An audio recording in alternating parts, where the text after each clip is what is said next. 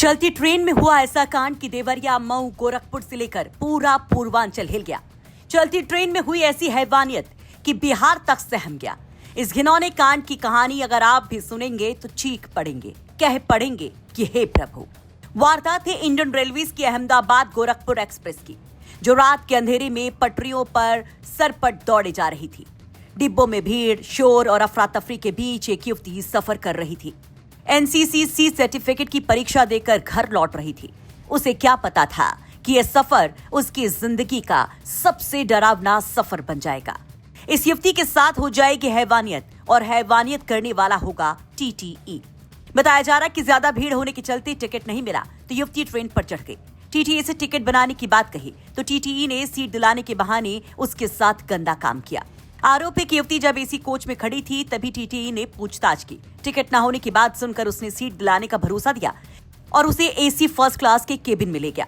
दरवाजा बंद हुआ, बाहर ट्रेन की रफ्तार थी, अंदर सन्नाटा।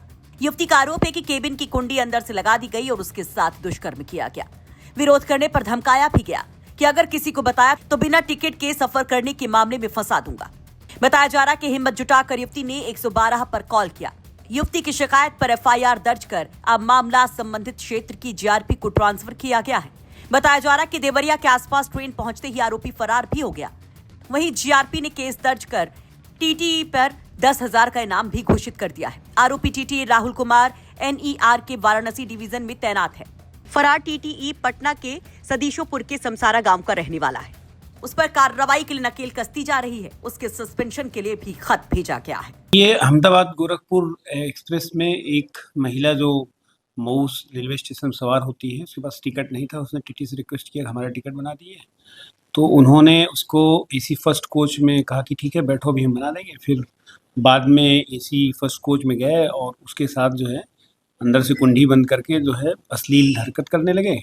इस संबंध में जो है उसके द्वारा विरोध किया गया, तो महिला द्वारा एक तहरीर दी गई। इस संबंध में अभियोग पंजीकृत किया गया है। सारी विधिक कार्रवाई की जा रही है। क्या लगता है कब तक गिरफ्तारी हो जाएगी या फिर छानबीन क्या चलेगी? अब जल्दी ही इसमें कार्रवाई हो जाएगी, अब बता दिया जाएगा। अभी साक्ष्य संकलन की कार्रवाई चल रही है हमारी इन्वेस्टिगेशन। पीड़िता है क्या गोरखपुर से भी कुछ संबंध था उसका? अब ये सब चीजें हम नहीं डिस्क्लोज कर सकते, लेकिन वो गोरखपुर आ रही थी मऊ से। वहीं चलती ट्रेन में एसी कोच के केबिन में इतनी बड़ी वारदात सुरक्षा इंतजामों को लेकर सवाल उठाती है। क्या यात्रियों का भरोसा सुरक्षित है? ये सिर्फ एक अपराध नहीं बल्कि भरोसे के सिस्टम पर बड़ा सवाल भी है।